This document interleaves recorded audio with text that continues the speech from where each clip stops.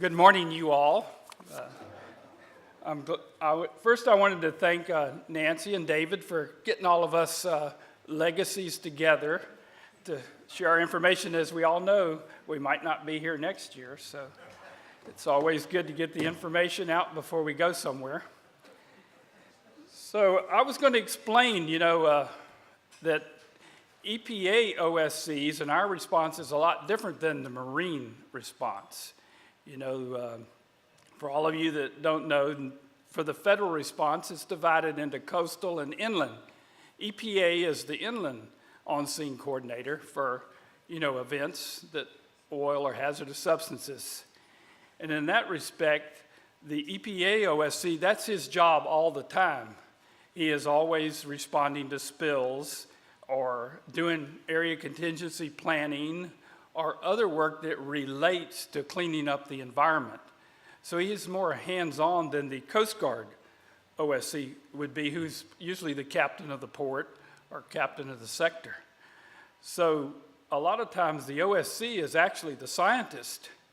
And, he has that ability and to use his own science without calling in other people. But on large spills, as Charlie was saying yesterday, you need scientists that respond. Well, the group that I'm part of now, the Environmental Response Team, they're the inland version of NOAA's SSC. So we have we have experts in every area, damage assessments. We have people that talk to trustees, know that language. We have we have a dive team. We also have individuals who create the protocols for soil and sediment sampling and air sampling. So all of these people, they've created the protocols and they're also out in the field. And they're doctors, PhDs, masters, and they also are in contact with the academic side of science. So, we're digesting science all the time, and then we're providing assistance to the OSC during any kind of event. ERT doesn't have to come to the site. We do telephonic consultations. We're the whole package, so to speak, the OSC and the ERT. And going back to what I'm keeping after Charlie here, the technical opinions are EPA. The other opinions might be mine, so I want to cover that base. I've been known to be a little too candid sometimes. And as you notice, I'm the only EPA person on the panel because we're keeping a low profile, because that way no one can ask us questions that we won't answer, I think I heard that last night. So sometimes we're not as transparent as we need to be, but that's another story. Sometimes I'm full of it, right? So anyway, what we're going to talk about is, as soon as I forgot this, is that we're dealing with pipelines, we're going to deal with trains, we deal with truck wrecks, and we deal with stationary facilities, non-transportated related. So this is a pipeline, as you can see, and as usual, it's, fractured and spilled, 500,000 or 600,000 gallons into the Kentucky River. Well, this goes back to, we have many, many pipelines, especially on the East Coast, that are carrying refined products, crude oil. They're pushing through Kuwaiti crude, Saudi crude, U.S. crude. So you're going to have these spills. And some of these pipelines, they're over 60 years old. If you're familiar with the plantation and the colonial pipelines that come out of the Gulf, and they get to the storage areas in New Jersey, is where most of those end. So some of those lines were put in during World War II. That was some hurry-up progress. That's before EPA could stop them with environmental assessment, before they could put them in. But anyway, they got some of these in 6 months' time, so because we needed that fuel up there. So, but like I said, a lot of these pipelines are 60 years old, even though the pipelines, they have a very sophisticated monitoring system, electronics. They have the pig that runs through and checks everything. But, even some of us, when we get 60, there's things that break easily. So that happens. And you can see the pipeline. But, in the marine environment, we have a big spill or something that everybody gets fired up about. There for a while, it was every 9 years, but it hadn't been that. So now we had the BP spill, which was a big one. But the inland OSCs, they have a big one every month. Every time you have a pipeline break, you're going to have at least 6 figures of oil that's spilled, because you know how it's set up. There's pumping stations that are 20 or 30 miles apart that go down the creek, and all the oil is going to drain back to the hole.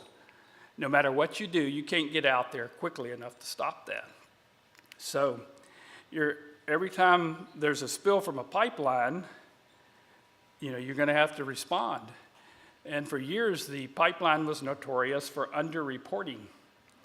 I've had instances when I was an OSC in Region 4 where Colonia reported 1,000-gallon spill, and they were only off because it was 600,000 gallons. So this caused EPA, we're always ready to be proactive in the OSCs, that anytime the pipeline reports a spill from their pipeline, the on-scene coordinator goes out to verify.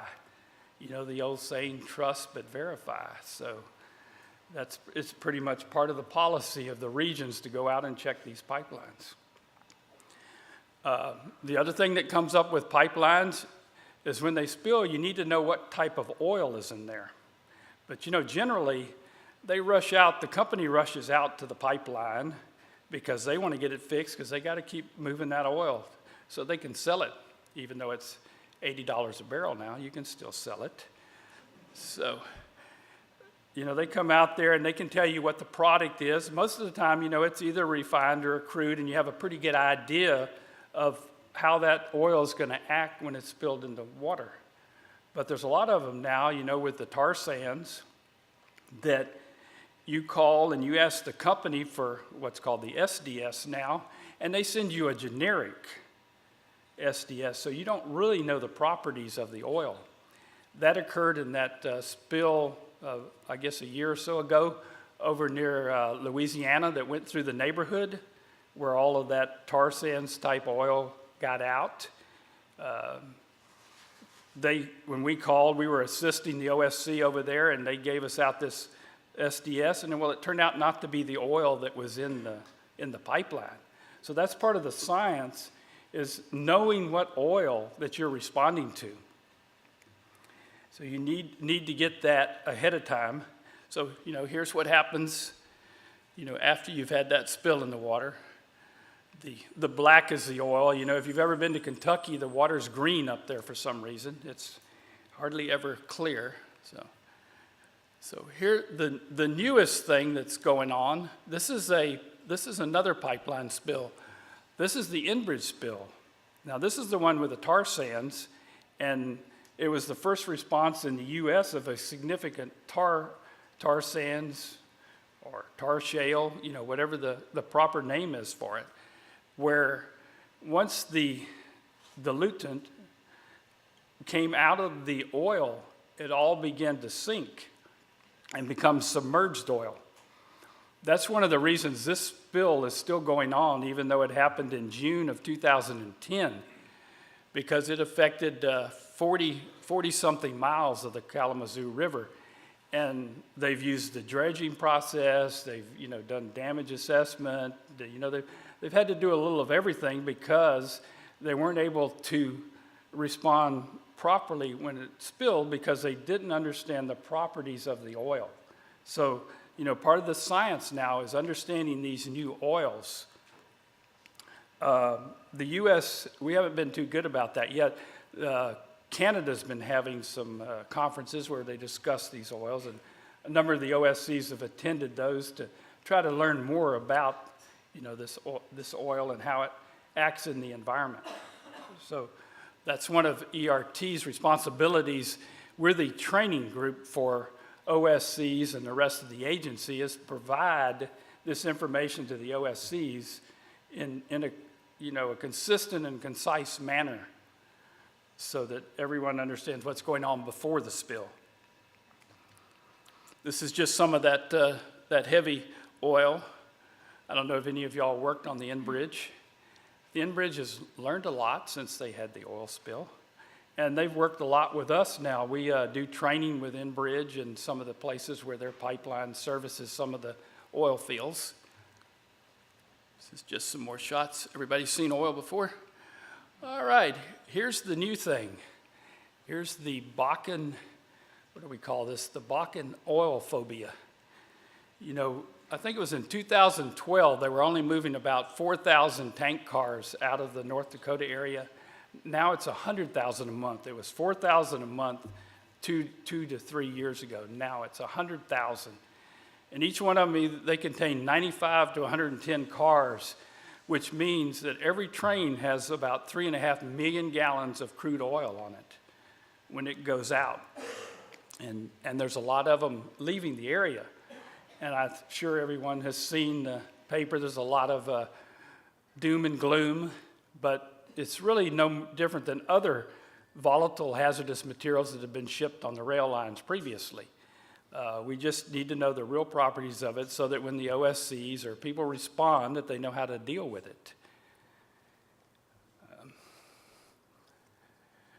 This is what happens, when trains derail, a lot of energy there. They go off the tracks. They spill in these wetland areas. You need to know how to clean up this type of material. Make sure I'm hitting all the high points here. Okay. So we've got all this oil moving. The problem with the current tank cars is they're not as high a standard as they can be. So the FRA/DOT has issued new standards for the tank cars. And so, it's going to take a while to catch up. BNSF, Warren Buffett's railroad, ships most of this oil out of North Dakota. And in a year or so, they're requiring that all the tank cars that come out of North Dakota meet this new standard for a protective tank car. They don't do double hull, but they do other things to increase the chances that there won't be a spill when there's a derailment. What everyone's afraid of is what happened in Canada where the train got loose. But, that was one of those things, and I think we were talking about Exxon Valdez yesterday, and someone said 5 bad things would have to happen up there for them to have another spill. You remember the little scenario? Well, 3 things had to happen in Canada for that to occur and blow up, and it did.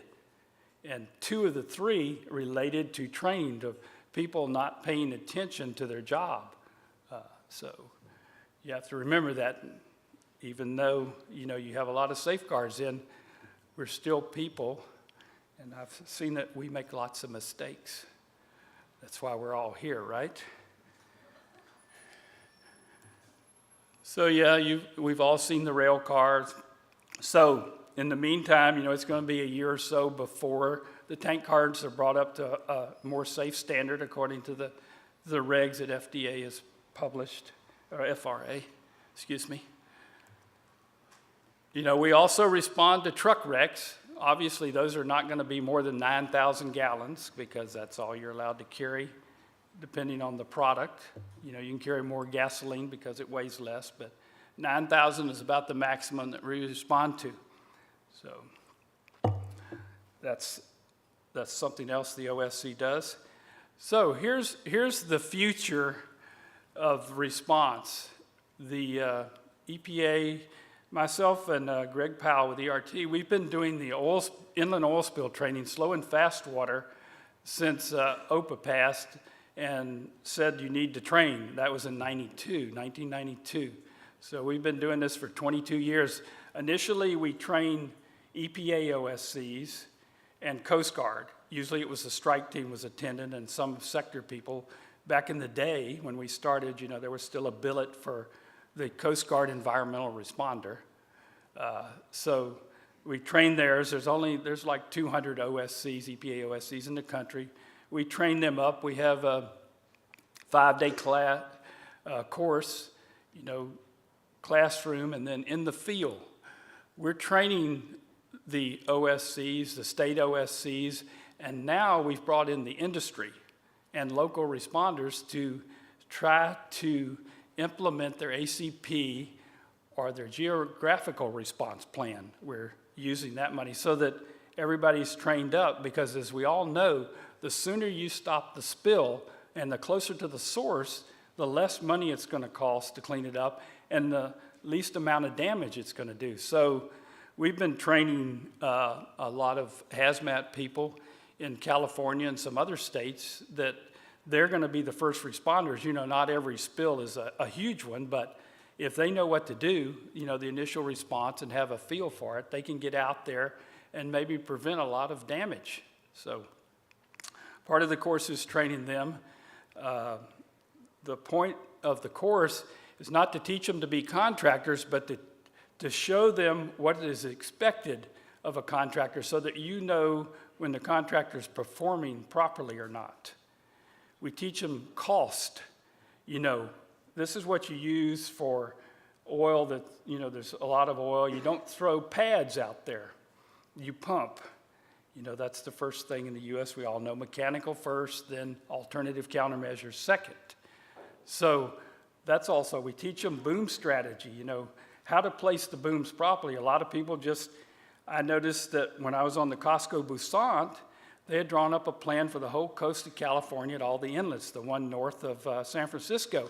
And every one of them, they put the boom straight across. Well, that's not going to work. Tide comes in or any kind of flow, it just goes underneath the boom or it takes the boom out. So we teach boom strategy so that when they go out there and they see that contractor messing around on the bank trying to put the boom in, they can provide guidance, say, oh no, you need to put this angle in here. We also have now developed with the regions 10 and 4, the ERT has developed a new inland SCAT program so that, it addresses the inland areas. You have the rivers are more dynamic, obviously, than the Gulf or the ocean because the water, as we all know, guess where it goes? Downhill. It's always going that way, So you know where to go and put the booms, and you don't need, that sophisticated satellite system like you have to use in the Gulf or the ocean where you have to know the currents because you know which way it's going. So that gives us an advantage, inland, so that we can collect the oil downstream. And then the thing that EPA is looking at with the SCAT is we're wanting to put the SCAT in ops so that you have instant feedback. There would be a liaison of some type between the planning and the SCAT group so that you could go ahead and clean up something that needed to be cleaned up while the contractor was there. You wouldn't have to go back and then say, let's go there tomorrow. We're looking for quick feedback. We also advocate the use of observers to see that what is laid out in the command post is what's happening in the field. And as you know, in a spill like the BP that was so huge, what was going on at the command post was not what was always happening in the field. So, a good incident commander or OSC has seasoned observers. The EPA likes to use the strike teams, Coast Guard strike team, because they do the spills and they train with us. So they go out and they're the observers and to make sure things are being done properly. Woo, go fast, Fred.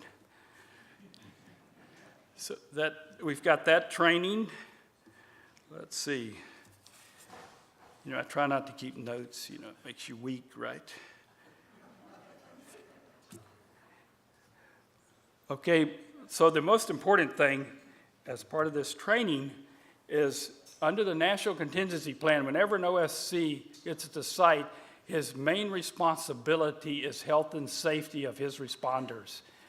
An OSC can get into more trouble if he is not aware of the health and safety or taking care of his responders and then the citizens that are affected by the spill. So, that's impressed on all the OSCs to develop. We have to have the health and safety plans when we come on board. And now with this new oil, this more volatile Bakken oil and the Enbridge spill, it requires some sophisticated air monitoring, not only for the responders, but for the people that live in the area. So we train during this course, we do a short air monitoring training period for them. Some of them have their own equipment. Sometimes we have the equipment. ERT has a group that trains locals on air monitoring for free. You know, when someone requests it, we have, as part of one of our contracts, they go out and do. So we provide this air monitoring training for this oil spills and impress upon the locals. You know, they already know about fire and explosions, so it's really not a big push to get them to use some other instruments that might assist them at the spill. So that's about where we are. And like I said, we're trying to train everyone. We've been training in North Dakota. We're training California OSPR. They're the response group now. In the past, they only did marine spills because how they were paid, but now they have a new fund to train for inland.